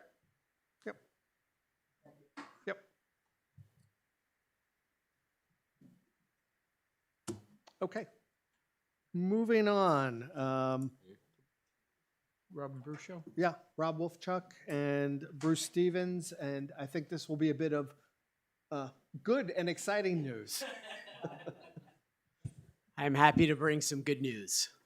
Rob Wolfchuck, PBD Drive. I have an exciting opportunity to discuss with the board for the town. Bruce Stevens, who's here, lives on South Road, approached me about a year ago saying that he had a lot next to his house that he was looking at donating to the town. It's over 3 acres. It's a great flat piece of property. I think some of you may be aware, or Paul, I think you may have visited. I did, yeah. Bruce would like to donate this property to the town. Looks like it's a little over 3 acres. Flat, it's a beautiful field right now, in a very nice area of town. And he'd like to donate it to the town with the town covering the costs for that transfer of title. So I've provided a map and a draft budget, which maybe is in your packets. Can you just, it is, and so if you could outline, we did get an email with regard to it, but if you could just outline okay. the costs, Rob? So it's what I think is a very conservative budget for legal, some survey work, closing costs, and a contingency of $19,500. Yeah, and actually, when I looked at that, that seemed High. On the real high end. Well, I guess, yes, because it depends on how much deed work needs to be outsourced versus doing in-house and other things. And again, a $5,000 contingency. Nobody really knows, but I wanted, whether it's 20 or 10, it's probably still an amazing deal for the town for a great piece of property. And Bruce's thoughts were to have that open for recreation or a park. And then what transpired later was this need for a cemetery come out up in town over the next 5 to 10 years, running out of space. So I know Jim is here and has done some preliminary work. And so that would be an option for the property that Bruce is totally open to, is to use that property for a cemetery. And again, it's very preliminary. There was work that would need to be done to figure all that out. And so that would be included in the deed. And so I don't know what the next steps would be for evaluating it. Again, it could be cost $5,000 or $10,000, and which is certainly a lot of money, but not for 3.5 acres in Brentwood on a flat piece of dry property. And if there turned out to be either room in this year's budget to get that going, I know Bruce would love to see it happen, and we could do it while he's still willing and able. And if not, to find a way, if the board is in agreement in accepting the property, to work that into next year's budget. So would you be looking for a motion to be able to expend up to a certain amount of money, or just to go forth, or what? Well, I don't have any money to expend, but whether or not you have it in your budget someplace. Okay. Do we have any money left from the bond that we just took out? No, not that one. We took out one that was a little more than we ended up needing, and so we had this like gap money. Actually, we voted to use that money on the Mooney Nunger purchase, Noonie Munger purchase. So just to be clear, we did look at this first from the conservation point of view, but if it were to be used for like a cemetery or something, we don't believe that the terms of the open space bond or conservation fund would allow for that sort of expense. Okay. So I guess the question again, I guess it would be for the board. Are you looking for a motion for them to be able to expend up to an amount of money so that we can get free land, or? For the cemetery, I think we'd have to probably touch base with Joyce. I mean, that's a see how separate, that thing, I guess how that works. Is that a separate issue? I guess. Well, I think would it still be donated if we aren't certain about the cemetery part, or? Yeah, so I think the idea would be for the town to accept the donation, and then there would be Bruce's desires in there about recreation or a park, Mhm. no major town building sort of thing, but certainly if, I think giving a preference if the cemetery could use the property down the road and they came up with a feasible way to do it with the budget. We're not looking for anything to do with the cemetery at this point, merely that it could be a great use if everything else lines up for that. So right now, we're just looking for the select board from money somewhere in someone's budget to expend this money either this year if you decide you'd like to accept the donation, or to build it into next year's. Is it something that we could do kind of piece? Like, could we say you can spend up to $2,000, let us know if you need more? Yeah, I mean, I think we have it broken down between working on the deed, doing some survey work. What's the first thing that you would need to do? Is the survey work, Rob? No, I mean, we have a plan. The survey mark would be kind of like what we just did as a last step with Noonie Mungers. We would just want to make sure that the town knows what it owns and Bruce knows where his property line is, because in the field, there's no markers. 3/4 of it is surrounded by stone walls, so I think it's not going to be that difficult. We just need to put in a few like we did in the last one. So, I mean, is this something that's viable to actually get accomplished by the end of the year? So would we be expending these monies by year end, or? I mean, I think the biggest thing would be to figure out the deed and the language, which I don't know how amenable you are to doing another one or not, or with our legal counsel. And then, I mean, that's really the biggest thing. And then again, doing the survey work at some point. I mean, that might not be able to be done by year end just because of scheduling. Usually they're a couple months out. Yeah, and I don't know the answer with regard to the deed, because I haven't seen the prior, deeds and how difficult, or whether or not that would need to be, have someone else do that. I mean, if we have at least some sort of contract or something in writing that says what they think they're going to need to spend before year end, we can encumber it. Right. True. So, So I should mention, I'm not here for the Conservation Commission. I'm here as an individual helping Bruce. So it's not a Conservation Commission. We could, as a Okay. board, if we have something in writing about what these expenses are going to be, even if they roll over until next year, we could encumber funds from this year's budget to go towards those expenses. If we had actual contracts. if we have a contract. Just something that outlines what the cost could be, I think. I mean, I've submitted a draft budget We'd need an actual contract, Rob. from Encum- each. Yeah, to No, encumber. nope, hold on. Sorry. Are you talking about Bruce? Or are you talking about the conservation budget? Bruce only. Okay, he's holding up the conservation budget. No, I'm holding up a Oh. draft budget for Notes. Bruce's I land see, that I okay. submitted for your Okay. packets. Yeah. It may not have made it. Okay. Yeah. Sorry, I didn't bring copies. No, That's it's all right. okay. That's all right. Can I thank Bruce for such a generous Yeah. donation? I went up there, and the property is absolutely gorgeous, and this will be such an asset and a gem to the town, and the fact that Bruce is willing to make this as a donation, it shows such. I'm a little lost for words. So, Yeah. A lot of generosity. yeah, great I generosity. heard people are dying to get in there. A great heart. Community spirit. Yeah.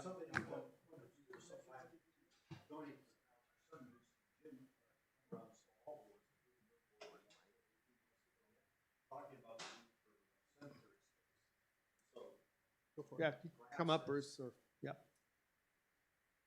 I don't know how to work that thing either. There's the, Just hit the button. I'm sure there'd be people dying to get in there.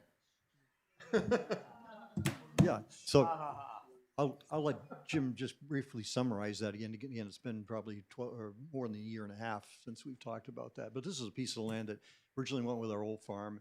It is not encumbered by conservation easement at this point, and that's why Rob, I think, is, and I'm a stickler for some of these things, about the way the warrant article was voted at town meeting. It said for conservation, and if we're going to use it for something, we're not talking here about putting an easement on it.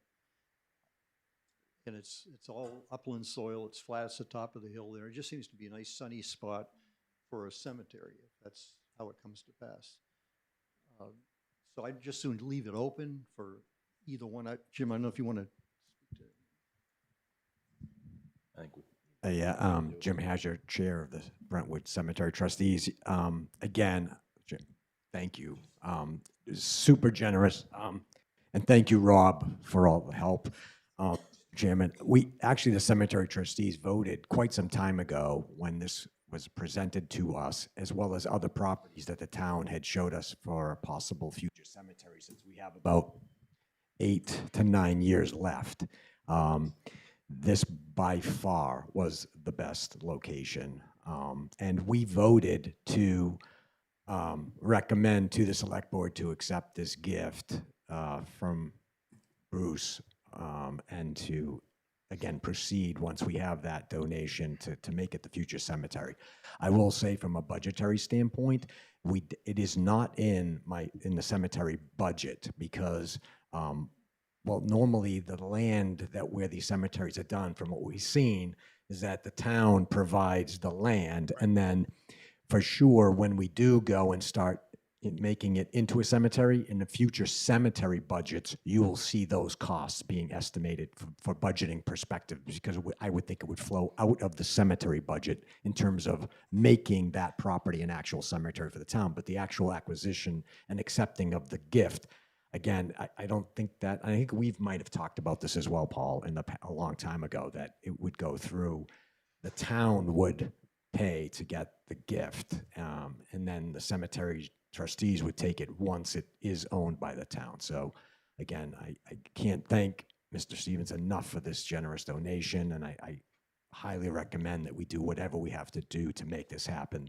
this year and let it become a town property, so that next year I can work with the select board on getting it actually started to be the future cemetery. Yeah. So my suggestion would be that we ask our finance manager, Julie, to take a look, and not right this moment, but to take a look and see what we're able to do in the town government budget up to, say, 10,000. Yeah, up to say 10,000, and then if we need to also build something, of a modest sum into next year's budget, we could do that as well, because it's not as though we have to do the transaction by year end. We have time to do it, but the fact that it is, being done is, again, huge. Yeah, huge, and just of great warmth and spirit. So So it sounds like you would make some sort of motion to accept, move forward with the donation and approve some sort of. Yeah, I mean, pending, Julie taking a look and seeing what we have, to do, financially for this year, before year's end, what is available to do. But should we make a motion to at least move forward? Accept the donation and move forward? Yeah, I think we find a way, whether it's, Exactly, whether it's this, Yeah, we'll find a way to do it, Yeah. and maybe have a bake sale. I'll make a motion. Right. Second? All in favor? Aye. Aye. Thank you, Okay, Bruce. Thank you. Thank you.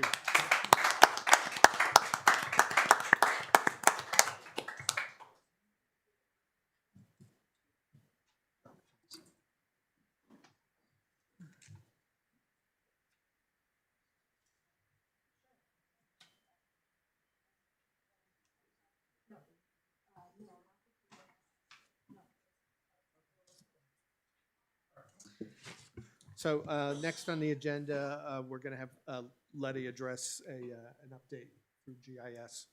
Yes, so as part of the revaluation process, a lot of people have been wanting to get copies of their property cards, and currently they can't.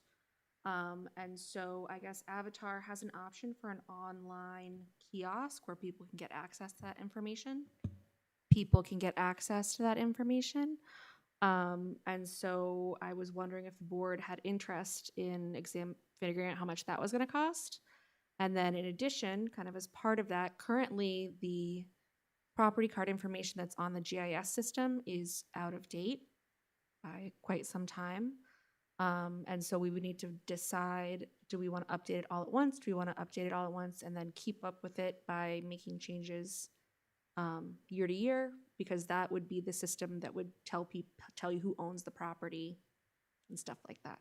We've come across a lot of those where the current owner is not the owner in the system. So. So who would we need to reach out to get some sort of idea on that? I think, well, the property cards would be Avatar, because they're our new company that does it. We don't have Patriot anymore, or we do technically, but they're not up to date. And then I'm not sure how the GIS system gets updated. It's a really good question. So I would assume that if you subscribe to it, when you update the property card, it updates the GIS system. No, as well.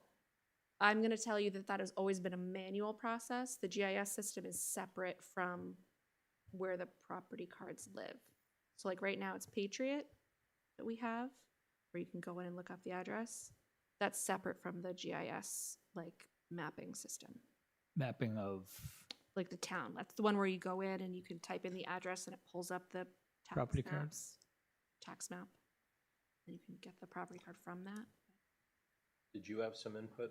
Yeah, Mark Kennedy, Land Use Administrator for the Town of Brentwood. Typically, once a year, a cartographic or GIS reaches out to the planning board, and I send them all the recorded plans for the year. And that's the way GIS gets updated as far as parcels or large land masses and the conversions of streets and so on and so forth. I could provide you that email address if you need it. Would that also capture land transfers or only plans? That's something you're going to have to reach out to them and see how that's just a system on the planning side of it. Okay. Once a year, we report all the yearly Mylar recordings to them. I typically send them in a giant block. I send them in a file form. Mm-hmm. But I have those email addresses if you would like them. Yeah, I think Ms. Bedard was also talking about some sort of portal. Is that something you could look into? A portal, sorry, sir? No, that's Avatar. Oh. Avatar. So what GIS does, and it's on the homepage of our town website. What you can do is you can bring up parcel by parcel, you can zoom in and out, and then on the edge, you can bring up a property tax card. Look at a property tax card. I use it almost daily. Gives me property numbers, the tax card. It's a great way of displaying information from the land use side of things. If I'm looking for a property number, there's also layers you can add to it. But that's how that's updated every year on the planning side of it. If you need that information, just let me know. Thank you.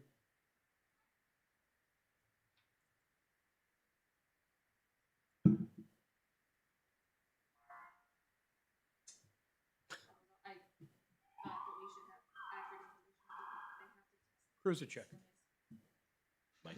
It was for the cruiser noises.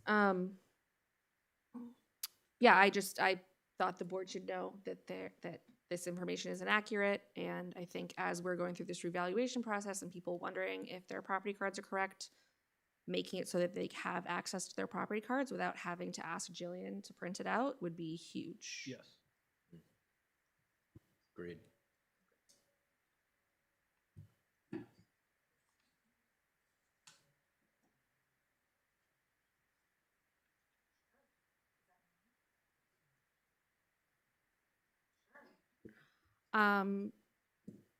So there was also, just as part of the budget process for this year, because, excuse me, budgets were due by yesterday. And I was on the planning board last year, right? Yes. I was there for the budgeting process, and it's come to light that there were some errors in, it's 8 o'clock, everyone. There were some errors in the way that those budget decisions were carried over into the payroll system. And so I guess I don't know if I'm just letting people know that we're correcting that now. It's not going to exceed the budget because it was budgeted for. Just at some point, the system didn't get updated appropriately. Is Mark still here? I don't know that Mark needs to, this is not, he did not. This was not at the request of anyone. This was from the department head as they were going over the budget, realizing that the actuals were not in line with what they expected them to be, so. Yeah, come on up.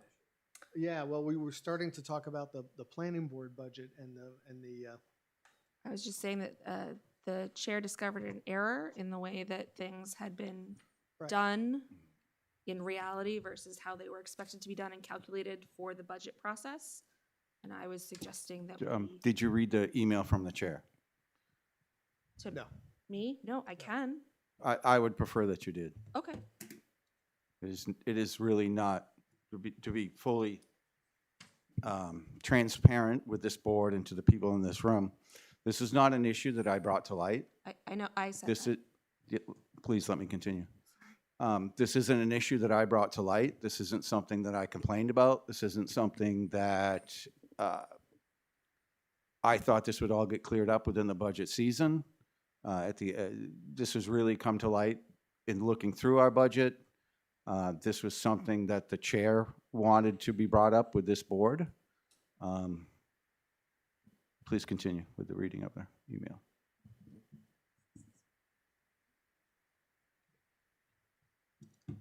Okay. So this email is from the chair of the board, Kristen Aldred, the chair of the planning board, and she said, in working on this year's budget and talking to Mark, it appears from the previous town administrator, he should be at this number for the last 22 weeks in the year, and then this number for 21 weeks, and then another number for 9 weeks. I'm budgeting for next year based off of the final 2025 rate we budgeted. How do we update his rate now? How do we remedy any back pay he's owed? And then she said, sorry, I don't know who else to ask because we don't have a town administrator. And I worked on the budget last year.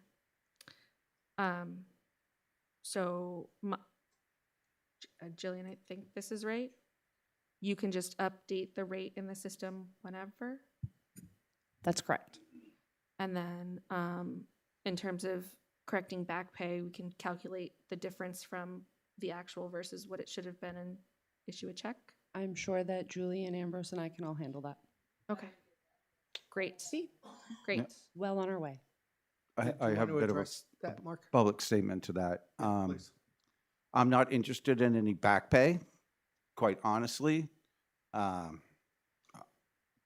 never really thought that it would get to this point. I work with an astonishing group of people who brought this to your attention. If I'm going to wave a flag of fairness, I know the health insurance thing is a big to-do right now. If I'm going to wave a flag of fairness, then sometimes I have to accept that I have to give as well, that fairness doesn't always end up on your side of the fence, we'll say. If you were going to give me that type of back pay, it's not a lot of money, but I'd be willing, I personally am going to donate that to a religious organization. Yeah. That is a choice that you can make, but I think as a town, it's our duty to pay you what you are supposed to be paid. Right, and that's all reflected in the new budget that was already submitted. You can see the new rates quite plainly, and it was a mistake, and not fully our mistake. I fully None of our mistakes. It doesn't. That's the point. Like, it's a mistake that was made, and I really appreciate the chair of the board wanting to rectify that. And if you feel that that you don't want to give the back pay, I'm perfectly fine with that as well. I think you owe the back pay if it was owed, so I would make a motion to release the back pay.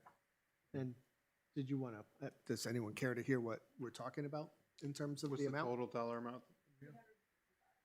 I make a motion for the $355. Does that include the overtime?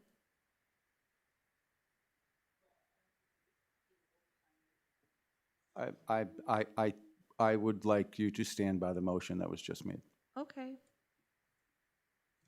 Second. All in favor? Aye. Aye. Thank you, Mr. Kennedy. No, thank you for your time and attention to this matter. Yep.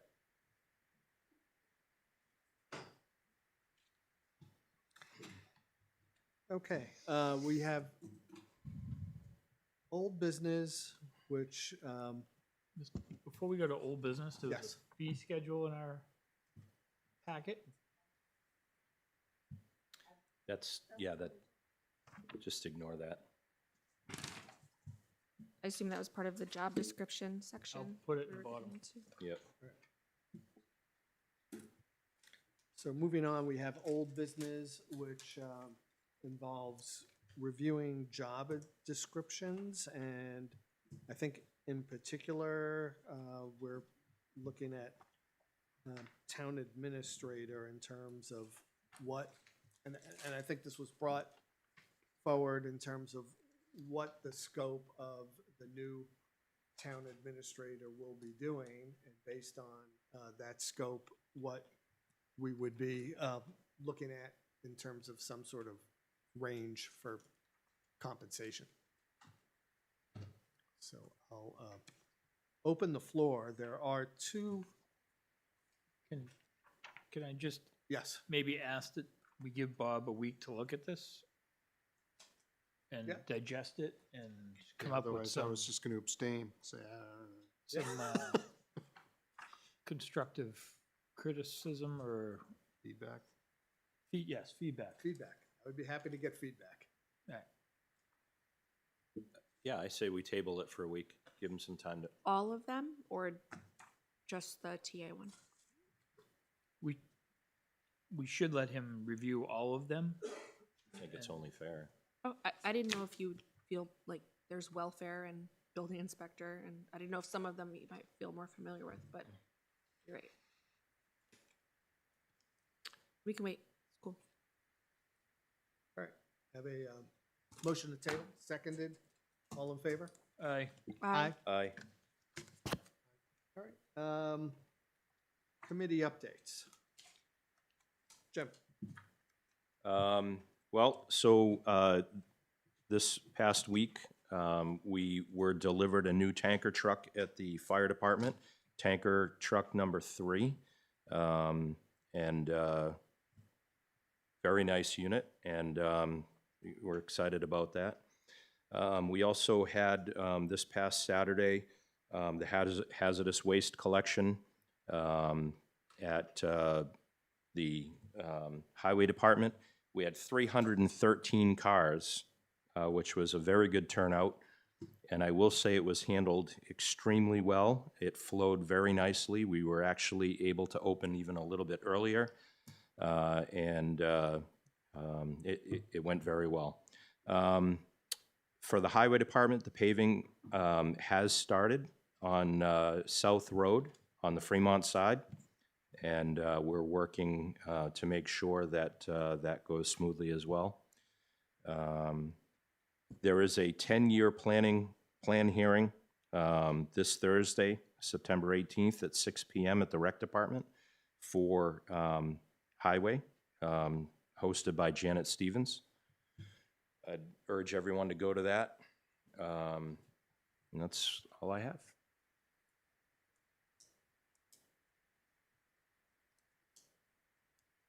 Andy? I attended library last week. They are also working through a problem with payroll in their budget. Janice said she's been in touch with Jillian and Julie, and they're working through to make sure that numbers are appropriately reflected where they belong in the budget. That was the major information from that meeting. Letty? There's a budget committee site walk next Thursday to cover the kind of departments that were skipped because there wasn't anyone to go over them. But now Julie's all up to date and Jillian's gonna help. I think that's it. Okay. And we had a Conservation Commission meeting on last Wednesday. we had a good presentation on easements. There was also discussion about a potential property from the Open Space Committee, and there was at least, an expression of interest. There was some discussion about how that would fit into the pending budget for 2026 versus 2027. But that is, and is Rob still here? Rob, correct me if I'm wrong, that was something that was decided to be placed into the 2026 budget for purposes of issuing a bond from the existing 3 million open space bond. So it'll be something that we'll need to address and see where that all fits in at some point. But this is something we have time. It's not anything imminent. Am I characterizing that right? Rob shaking his head affirmatively, so I think we're good.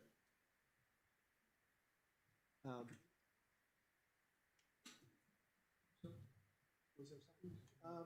Doug? Okay. Yep.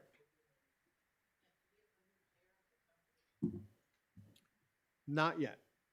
Not yet. All right, I'll take public comment at this time. Yeah, Mr. Marino?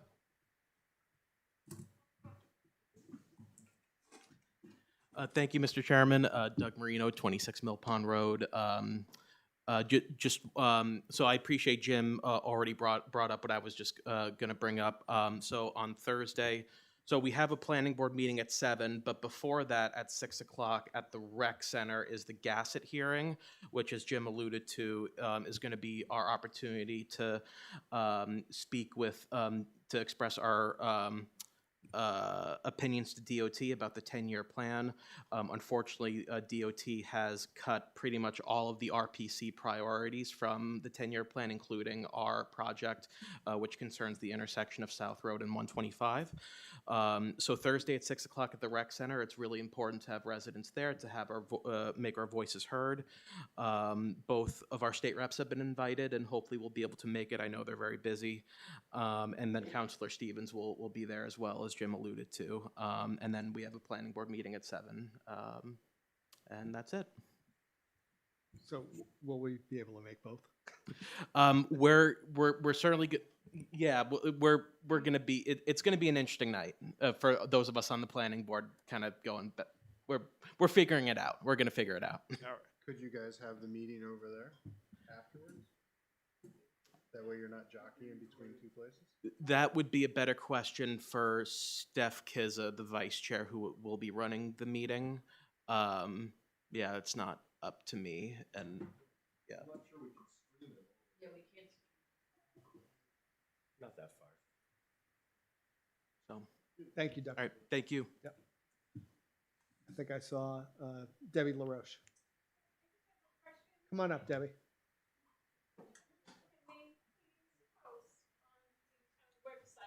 Please come up to the microphone. Yeah, thank you. speak in.